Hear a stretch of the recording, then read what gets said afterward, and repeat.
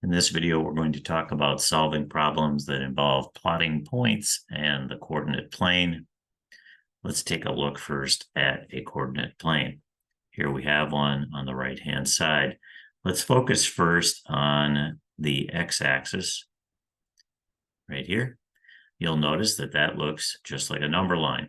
It's the horizontal axis, and we refer to that as the x-axis. Positive is to the right, and negative is to the left, just like any number line.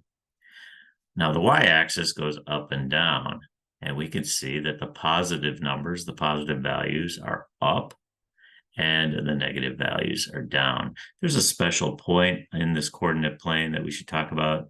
It's right here.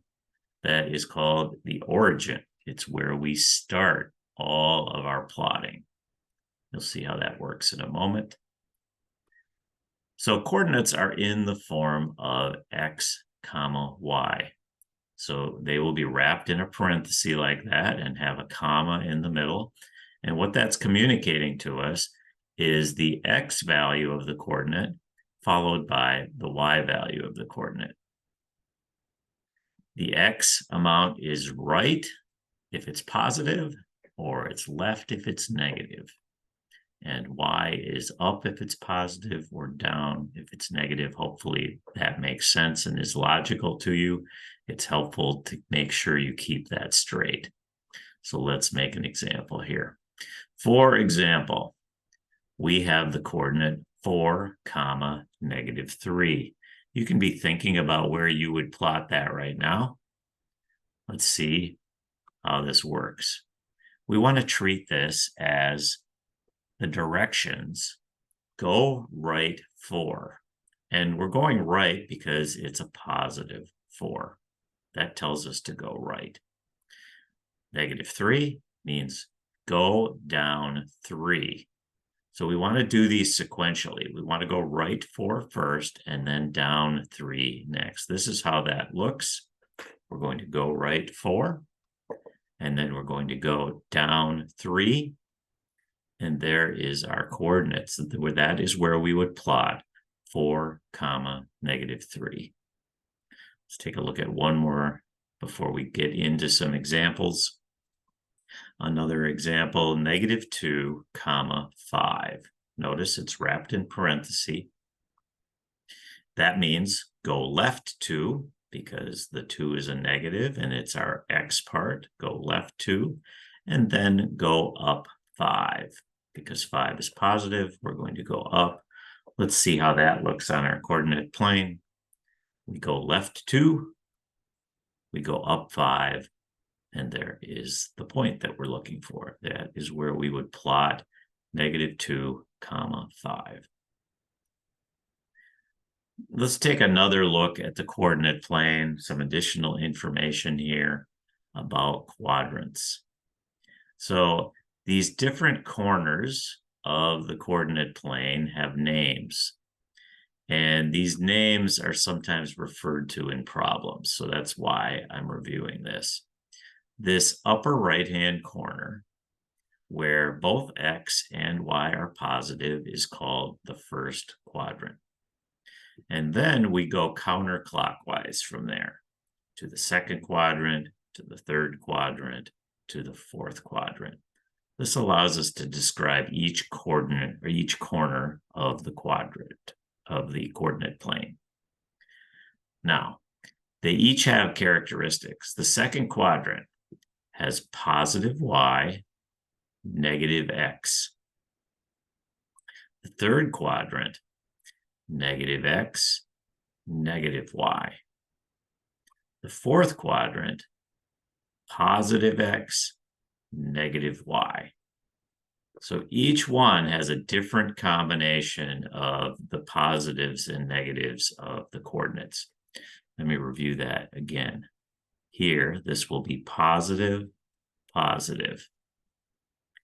This, because x is negative, will be negative, and then y will be positive. This is worth putting in your notes. In the third quadrant, negative and negative. And in the fourth quadrant, positive x, negative y. And you can see that these are all different: positive, positive, negative, positive, negative, negative, and positive, negative. All right, let's move on to some example problems. I have 4 different types of problems that you might see. The first one is, what is the coordinate of point D?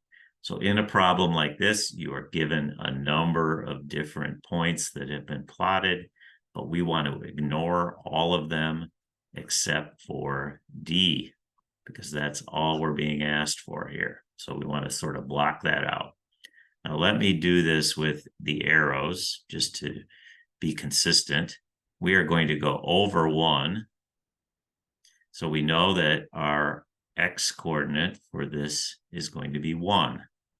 And then we go up from 1 to 4. So we know that the y component is going to be a positive 4. And this is consistent with what we just talked about, where in this first quadrant, it's positive, positive. So our answer is right there, 1, 4. These are pretty easy problems. Take your time with them and make sure that you double check your work and you get it correct. Second type of problem. Which point is at the coordinate -3, -4? So this is kind of the opposite problem in that we're given a coordinate and we're trying to find out which of these labeled points it is. Let's use that same arrow approach. So -3 tells us to go left 3. So we start here and we go left 3. -4 tells us to go down 4. So we go down 4 and look at what we're pointed at. We are pointed at letter C. That's all there is to that problem. We have just identified this as the coordinate -3, -4.